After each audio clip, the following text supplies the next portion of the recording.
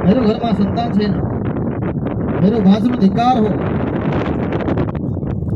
मेरो कुल धिक्कार हो, मेरो विद्या मेरो ज्ञान धिक्कार हो, किनभने मेरो घरमा सन्तान छैन। दुखी रहन्थे। उनले सोच्ने गर्थे मैले जुन गाई पाल्छु ती गाई बाँझिरहन्छन्, किनभने मेरो घरमा सन्तान छैन। मैले जुन बोट लगाउँछु त्यो वृक्ष फल दिँदैन, किनभने मेरो घरमा सन्तान छैन। वास्तवमा त्यस्तो हुँदैन, तर आत्मदेवले त्यस्तो सोच्छन्। गाई बाँझिरहन् भने मेरो घरमा छोरा छैन, सन्तान छैन, त्यसैले गाई बाँझिरहन्। वृक्षले फल दिएन भने मेरो घरमा सन्तान छैन, त्यसैले वृक्ष पनि फल दिन छोडिसक्यो। मेरो बाँच्नु धिक्कार छ, मैले मर्नुपर्छ भनेर आत्मदेव ब्राह्मण एक दिन सुटुक्क आत्महत्या गर्नको लागि, मर्नको लागि जङ्गलतिर जान्छन्। रात्रिको समयमा रातभरि बाटोमा हिँड्छन्। फेरि सोध्छन् बिहान पख यसो स्नान गरेर मर्नु, किनभने हृदयको कुरामा बाँच्ने आशा लुकेको छ, बाँच्ने आशा बाँकी छ, त्यसले उनलाई रोक्छ। मर्ने मान्छेले राति मरे पनि त हुन्थ्यो, नै बिहान मर्छु, नुहाएर मर्छु, स्नान गरेर मर्छु भनेर भन्छ। बिहान पख एउटा तलाउमा पुग्छन्, तलाउमा स्नान गर्छन्। एकजना बाबाजीसँग भेट हुन्छ, सन्यासी बाबा, साधु बाबा। आत्मदेव ब्राह्मणका आशाका किरणहरू पलाउँछन्। साधुको दर्शन भएको छ, परम प्रतापी परम तपस्वी साधु लाग्नुहुन्छ। सायद उहाँले मलाई आशीर्वाद दिनुभयो भने मेरो घरमा फेरि सन्तान हुन सक्छ। मोह बढ्दै गएको छ। साधु बाबाले भन्छन्, ब्राह्मण देवता, हजुरलाई घर गृहस्थबाट वैराग्य भए जस्तो छ कि मेरो चेला बन्न चाहनुहुन्छ? आत्मदेव ब्राह्मणले भन्छन्, म चेला बन्न आएको या म मर्न आएको? तर हजुर साधु बाबा तपस्वी हुनुहुन्छ, सिद्ध हुनुहुन्छ, मलाई सन्तानको वरदान दिनुहोस्। मेरो घरमा सन्तान छैन, म दुखी छु। साधु बाबाले आत्मदेव ब्राह्मणको हस्तरेखा, मस्तक रेखा, जन्म कुण्डली सबै हेर्छन्। ब्राह्मण, तिम्रो यो जन्म त के 7 जन्मसम्म पनि सन्तान हुने योग छैन। आत्मदेव ब्राह्मण भन्छन्, अब त त्यसो भए म हजुरकै अगाडि मर्छु। म मर्न आएकै हुँ। म हजुरको अगाडि मरे भने हजुरलाई ब्रह्म हत्या लाग्नेछ। त्यो ब्रह्म हत्याको पाप हजुरले स्वीकार गर्नुपर्नेछ। साधु बाबा धर्म सङ्कटमा परे। यो ब्राह्मण मर्यो भने त मलाई ब्रह्म हत्या लाग्छ। अब साधु विवश भयो। साधु, असली साधु, वास्तविक साधुले चाह्यो भने विधाताले लेखेको, ब्रह्माले लेखेको विधान पनि पल्टाउन सक्छ। तर साधु साधु हुनुपर्छ। साधु साधु हुनुपर्छ। संसारका विधानहरू बनाउनेवाला ब्रह्मा हुन्, तर साधुको पुकार स्वयं परमात्माले सुन्नुहुन्छ। परमात्मा कहाँ? परमात्माको दरबारमा ब्रह्माको विधान पनि चल्दैन। त्यहाँ ब्रह्माको विधान पनि चल्दैन। साधुको पुकार परमात्माले पनि सुन्नुहुन्छ। साधु बाबाले परमात्मासँग प्रार्थना गरे, हे परमात्मा, यो ब्राह्मणले ब्रह्म हत्या गर्यो भने आफू मर्यो भने मलाई ब्रह्म हत्या लाग्नेछ। प्रभु कृपा गर्नुहोस्, मेरो पुकार सुनिदिनुहोस्। त्यो विधाताको विधानलाई भेटाइदिनुहोस्। यसको सन्तानको योग छैन, 7 जन्मसम्म मैले हेरिसकेँ, तर कृपा गर्नुहोस् प्रभु भनेर एउटा फल प्रकट गर्नुभयो। त्यो फल ब्राह्मणलाई दिनुभयो।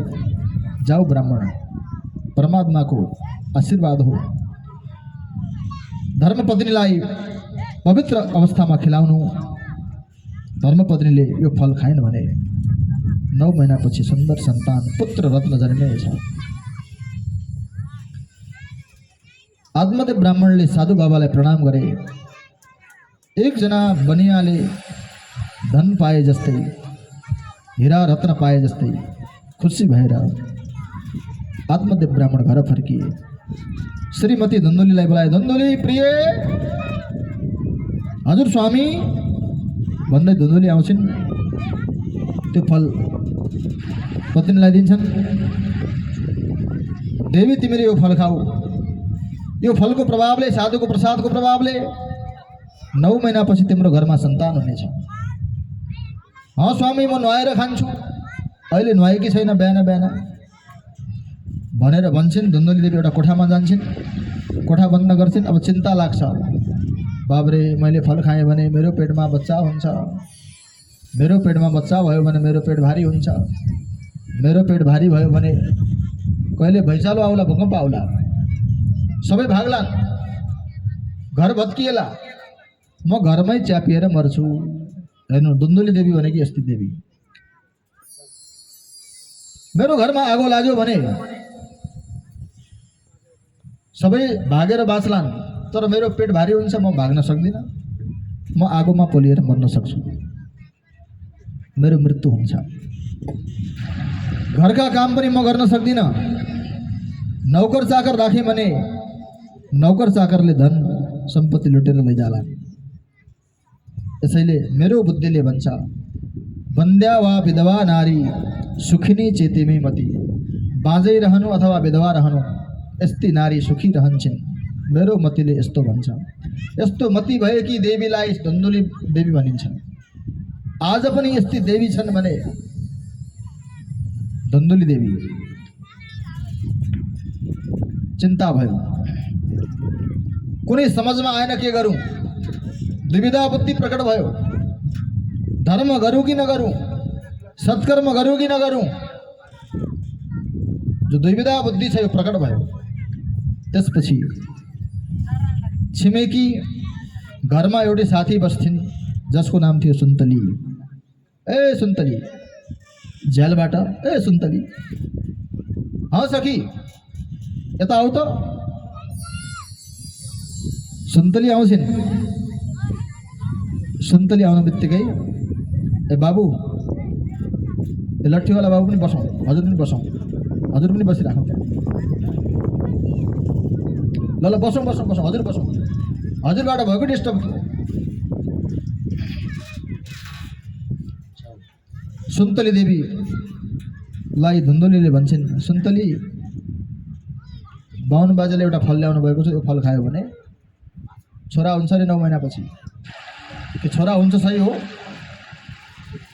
अनि छोरा भयो भने त मेरो पेट भारी हुन्छ, मलाई गाह्रो हुन्छ, तँसँग बजार घुम्न जानुको लागि अप्ठ्यारो हुन्छ, तेरो मेरो साथसँग छुट्छ, घरमै बस्नुपर्छ, मेरो पेट भारी हुन्छ।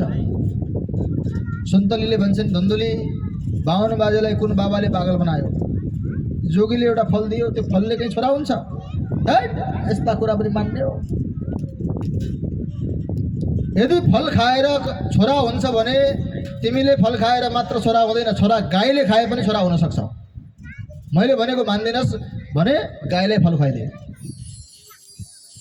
तर छोरा हुनेवाला छैन। तर यो फलबाट छोरा हुन्छ भने गाईलाई खुवाइदे। त्यसैले त तँसँग सल्लाह लिन्छु मैले, तैँले सही सल्लाह दिस्। धन्दुली देवीले त्यो फल गाईलाई खुवाइदिन्छन्। गाई गर्भिणी हुन्छन् त्यो साधु बाबाको फल खाएर। आत्मदेव ब्राह्मणले धन्दुली देवीलाई सोध्छन्, प्रिय फल खायौ?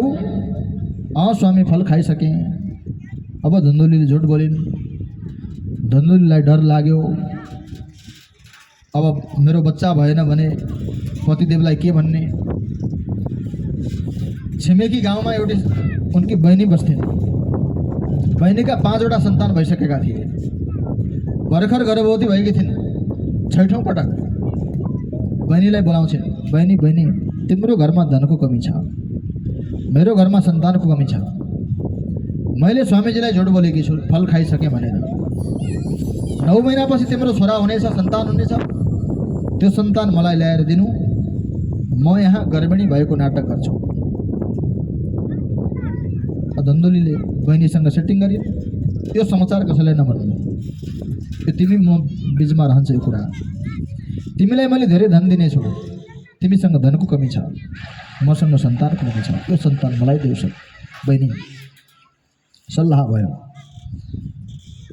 अब धन्दोली देवीले कपडा बाँधिन् पेटमा, कोठा बन्द गर्छिन्। आत्मदेव ब्राह्मणलाई भन्छन्, स्वामी अब त म काम गर्न सक्दिनँ, मेरो पेटमा बच्चा रहे जस्तो छ, म गर्भवती भइसके जस्तो छ, मेरो पेट भारी भइराखेको छ, म केही काम गर्न सक्दिनँ। अब सबै काम आफै गर्नुहोस् घरका, मलाई चक्कर आइरहेको छ। नाटक गर्न लाग्यो। यस्तै देवीलाई के भनिन्छ? धन्दोली देवी। एक महिनामा एउटा कपडा, दोस्रो महिनामा दोस्रो कपडा, तेस्रो महिनामा तेस्रो कपडा, चौथो महिनामा चौथो कपडा, 9 महिनासम्म 9वटा कपडा बाँधेर पेट फुलाए। 9 महिनापछि बहिनीको छोरा जन्मियो। बहिनीले राति ल्याएर सुटुक्क दिदीलाई छोरो दिन्। बच्चा रुन लाग्यो, कपडाहरू सबै खोलेर फ्याँकिन्। अँगाउ अँगाउ गरेर बच्चा रुन लाग्यो। स्वामी स्वामी भनेर बोलाए। आत्मदेव ब्राह्मण खुसी भए, मेरो घरमा सन्तान भयो भनेर प्रसन्न भए, खुसी भए। जात कर्म संस्कार गरे, 6 दिनमा षष्ठी पूजा गरे, न्वारन गरे। अब नाम राख्दाखेरि कसैले महेश नाम राख भने, कसैले महादेव नाम राख भने, कसैले कृष्ण राख भने, कसैले राम राख भने। भगवानका नाम महेश। साधु सन्त ऋषिमुनि ब्राह्मण सबै आए, इष्ट मित्र आए, परिवारजन आए, सबै खुसी भए। बुढापामा भएको छोरा। तर धन्दोली देवी भन्छन्, मैले 9 महिनासम्म कोखमा राख्ने, नाम राख्ने अधिकार हजुरहरूलाई कसले दियो? नाम राख्ने अधिकार आमाले पाउनुपर्छ। 9 महिनासम्म दुःख गरेर पेटमा मैले राखेँ कि? सबै चुप भए। धन्दोली देवी, त्यसो भए नाम आफै राख। धन्दोली देवी भन्छन्, मेरो नाम धन्दोली, मेरो छोराको नाम धन्दुकारी हुनुपर्छ। धबाट नाम आउनुपर्छ, मिल्नुपर्छ छोरा र आमाको नाम। धन्दोली देवीले आफ्नो छोराको नाम धन्दुकारी राख्छिन्। धन्दुकारी 1 महिनाको भयो। गौ माताको गर्भ 10 महिनाको भयो। गाई माताले 10 महिनामा सन्तान जन्माउँछिन्। गौ माताले पनि एउटा सन्तानलाई जन्म दिन्। त्यो सन्तान मनुष्य बालक, मान्छे जस्तै के ठिक्कै, तर कान गायका जस्ता। त्यसैले उहाँको नाम के राखियो? गोकर्ण। गो माने गाई, कर्ण माने कान। गो इव कर्ण, गोकर्ण। गायका जस्ता कान भएको हुनाले त्यो बालकको नाम राख्यो गोकर्ण। यी बालक बढ्दै गए, हुर्किँदै गए। कियत कालेन तौ जातौ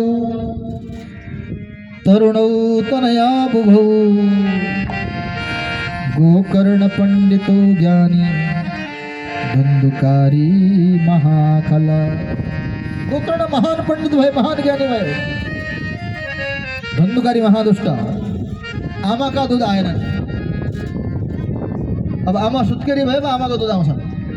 अनि बजारको त्यो सेतो बोतलमा पाउडर घोलेर गाई भैँसीको दुधको व्यवस्था गरेर त्यो दुध पिलाउन लाग्यो। त्यो बोतल चुस्ने बानी पऱ्यो क्या सानैदेखि। त्यो बोतल चुस्ने बिस्तारै बानी पऱ्यो। बिस्तारै सन्ध्या बन्दन सिकाइयो, व्रत बन्द गरियो, गायत्री मन्त्र पढाइयो। कुनै कुरा याद गरेन धन्दुकारीले। तर गोकर्ण ज्ञानी बन्दै गए, गोकर्ण पण्डित बन्दै गए। साधुको फल, साधुको प्रसादको फलबाट जन्मेका गोकर्ण।